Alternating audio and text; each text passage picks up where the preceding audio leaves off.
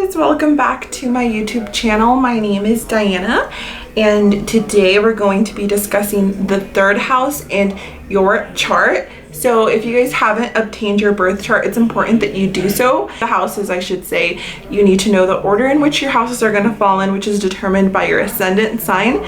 So look at your birth certificate, ask your mom, find your time of birth, then look at the cusp of the third house. And the third house, well, in this video, we're going to talk about what the third house is in your life. We're going to talk about planets in the third house, what it means to have no planets in the third house, the stellium of planets, all of that. So let's go ahead and get started. The third house is the house that represents like your communication skills, your short-term memory, early learning as a toddler up until, you know, I would say high school, and then you go into the ninth house, which is more higher learning, you know, learning for your career basically. And the third house is also represents like your relationships to your siblings, what types of siblings you have or how you perceive like your siblings. It represents short trips. It is, you know, after you're born as a baby and you realize and you get what you need to survive, your tools for survival, and you realize what you value and what you need in this world. Then you come into this curious state of wanting to explore on your own, figure things out. You know, basically you live and learn in the third house. And you can picture like a little toddler, a little baby, you know, just going off on its own, like looking at caterpillars and bugs and, you know, figuring out what that is, you know, going on little trips to like Disneyland or going to school and communicating with people over there.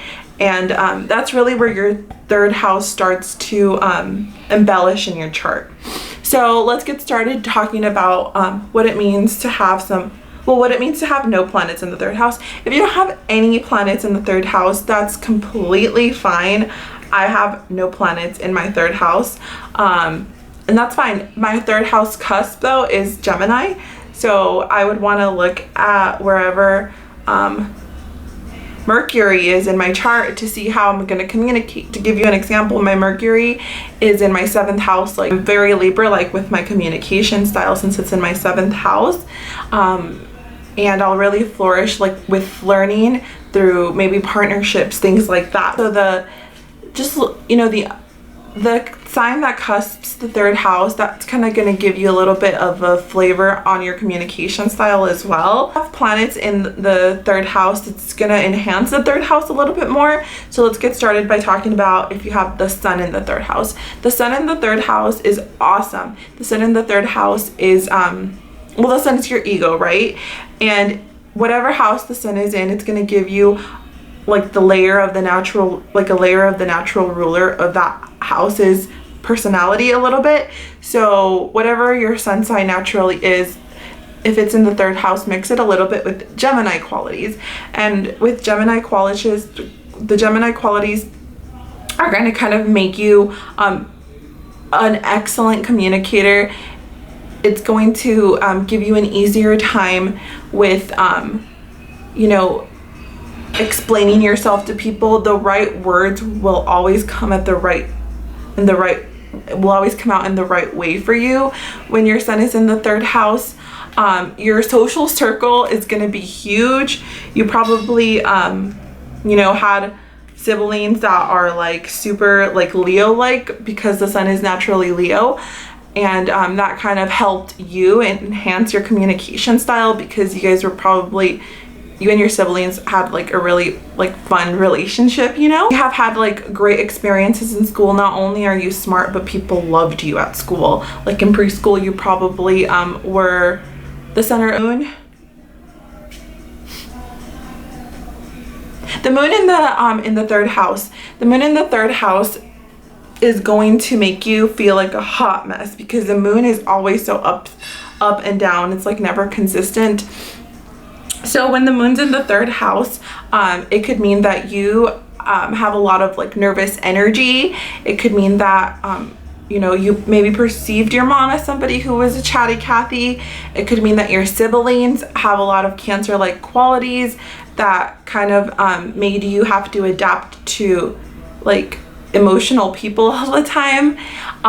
It can mean that you have like a really great memory because you attach emotions onto every experience that you have, every early experience that you have. Really sweet, you have a sweet spot for them because maybe, you know, your memories with your siblings hold a lot of like value and emotion to you. It could also mean that you are super imaginative, and your thoughts and the way you speak and communicate with other people depends on your emotional state a lot. So let's talk about now Venus in the third house. With Venus in the third house, it can really bless you with being loved and being seen beautiful, you know, at school. It could make you, you know, again, it could give you a poetic tongue, basically, where you can either be like really romantic when you speak. You can really be good at poetry and just beautiful words. You can be really romantic. You can be, you know, somebody who writes like romantic novels or something. It could give you just a graceful way of speaking to people and attracting people to you. Maybe you even have like a beautiful voice. Some of your siblings are into like beauty related things. Maybe you have a sister or a brother that's like a makeup artist, a hair cutter person, a fashionista, I don't know, or your siblings can be really beautiful. But yeah, Venus in the third house is really a beautiful placement. It could even make like beautiful, like, you know, news anchors or like people that like write like magazine articles and things like that have to do with like Venus is also can represent how you make money, because Venus is luxuries and monies, and I would say that this is a good placement for somebody if they're trying to get with they're trying to like get into any type of communications. Venus will really enhance you with the ability to be successful at that, along with Mercury, of course. So let's get talking about Mercury. Mercury in the third house is where it wants to be. So these people are super, super smart. These are the people that don't have to force themselves into studying things, because they'll pick things up rather quickly, kind of like Jupiter in the third house. But with this house, with this placement, you know, when you're good at explaining things, you're good at getting the right words at the right time to come out without like stuttering. You're good at debriefing things, debriefing complicated things rather quickly. It just can make you appear really, really smart. It can make you have a great memory, where, you know, you're the type of person that in school, if your teacher was explaining something, you wouldn't need to do homework to practice it, because you pick it up like this, which is really awesome. It definitely can make you super chit-chatty, because it's where Mercury's where it wants to be, and it could also make you just really fidgety with nervous energy. Like your mind doesn't stop going. It constantly wants to like learn and learn and learn and learn. So that can also increase like your fidgetiness. Raised in an environment where you got the opportunity to explore, and you weren't restricted with everything that you were curious about, and your parents really, you know, trained you, or not trained you, but your parents may have been really into like letting you, like reading you, even really good at picking up other languages with Mercury in the third house. And it could mean that your siblings are smart, and I wouldn't doubt that if you were raised with parents that were all about like children's psychology and stuff. So that's good with Mercury in the second and third house. So let's talk about Mars in the second house. Mars in the third house, makes you a little bit spicy when you speak. You're the type of person that may, you know, want to battle it out verbally with people to prove that you're smart, to prove that you know everything. The way you speak can come off a little bit aggressive and a little bit blunt, where it can like really penetrate and hurt other people. The way that it can mean that maybe your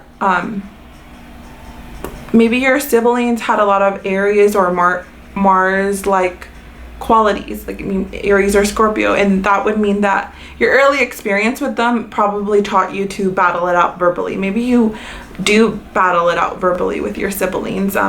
Maybe your relationships with your neighbors aren't that great, or get into political debates or get into some type of debate club that will really allow you to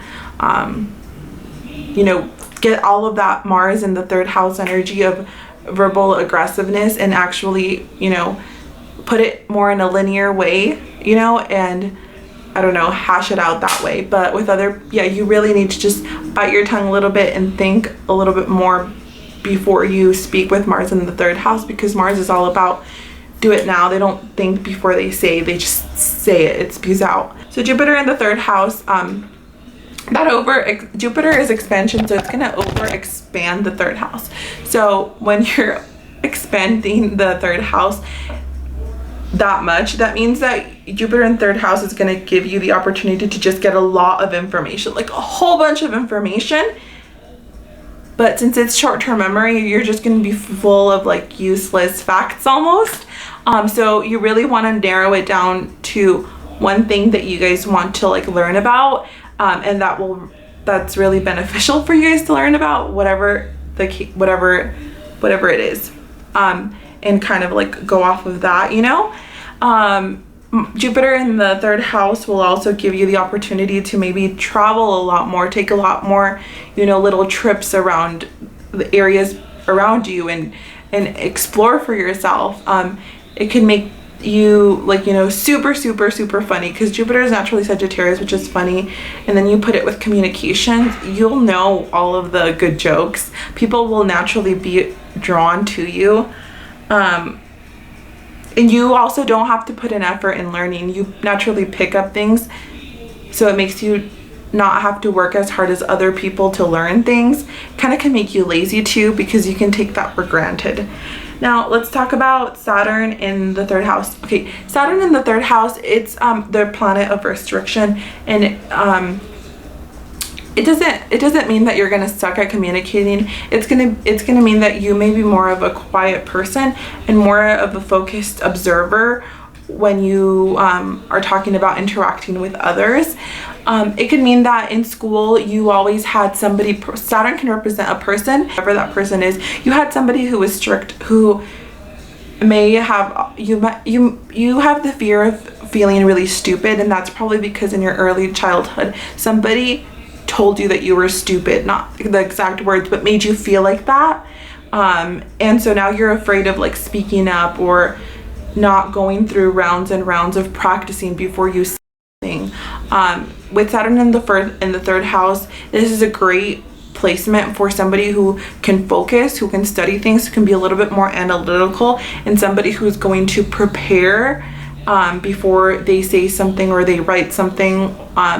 It could also mean that maybe you were bullied, maybe your siblings bullied you and also made you feel stupid.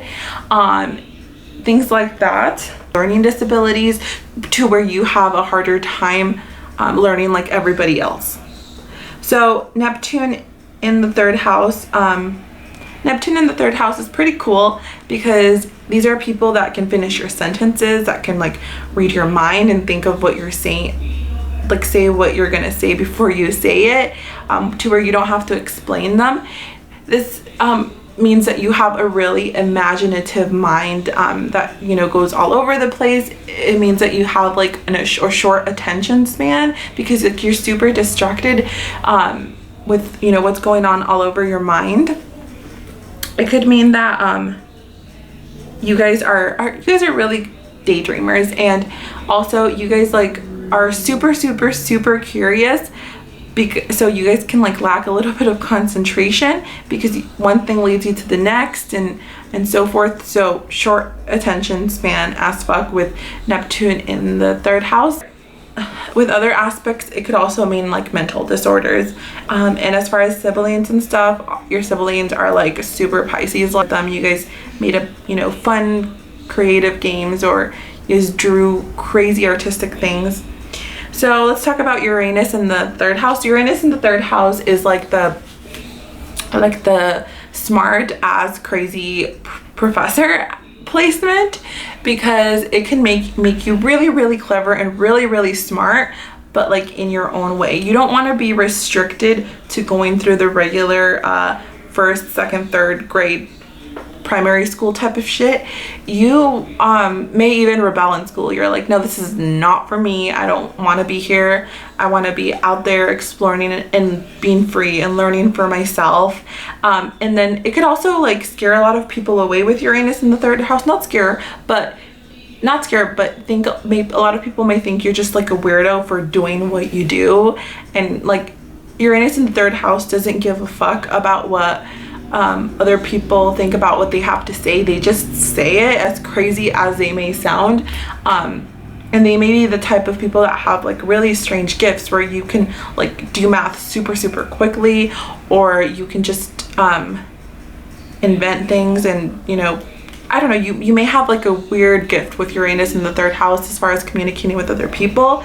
Your siblings may have been really Aquarius-like, so you had that type of relationship, really Aquarius relationships, where both of you guys were like rebels and you guys always went against each other, etc, etc. But really it can make you brilliant.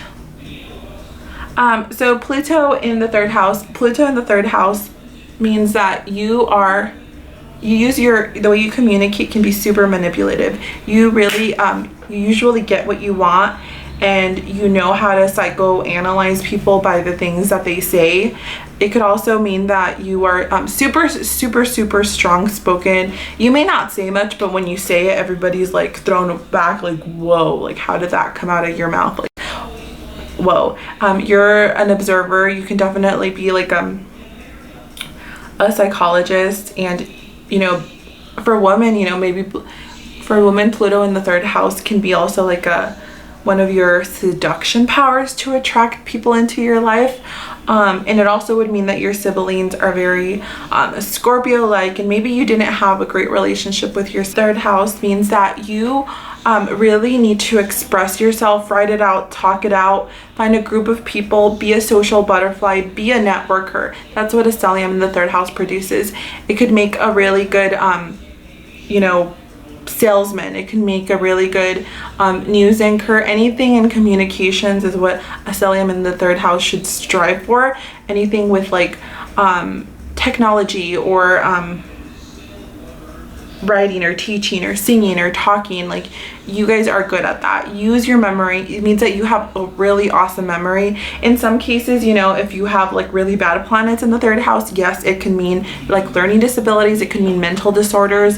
It could mean like anxiety, but really, and with the third house, it could also really make you a genius. You guys are geniuses, and you guys are super smart and clever, and I'm jealous. So that was my description for the third house. The next video will be on the fourth house. So if you guys have any questions, leave them below. And again, my name is Diana. Thank you for watching my YouTube channel.